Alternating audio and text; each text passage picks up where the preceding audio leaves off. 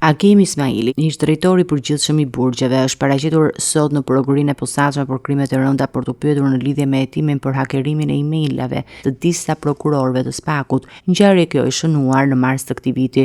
Ky është vizita e tij e dytë në SPAK, pasi për herë të parë ishte marrë në pyetje me 1 maj të këtij viti. Hetimi i SPAK-ut ka zbuluar ndërhyrjet palishme në adresat elektronike të prokurorëve të posaçëm, përfshirë tentativën për emailin e drejtuesit të prokurisë së posaçme Altin Dumani, por kjo tentativë ka dështuar. Sipas SPAK-ut, sistemi i brendshëm i IT-së së institucionit të burgjeve ka mbetur i pacënuar dhe nuk ka patur ndërhyrje në të. Nga hetimet rezulton se ndërhyrja në email është kryer nga Arnold Roka, ish punonjës i Inspektoriatit të Mbrojtjes së Territorit, ndërsa Zambak Gjoni, ish drejtori i paraburgimit të Vlorës, dyshohet për shpërndarjen e materialeve tek persona të tretë, mes të cilëve dhe ish drejtori i përgjithshëm i burgjeve Agim Ismaili.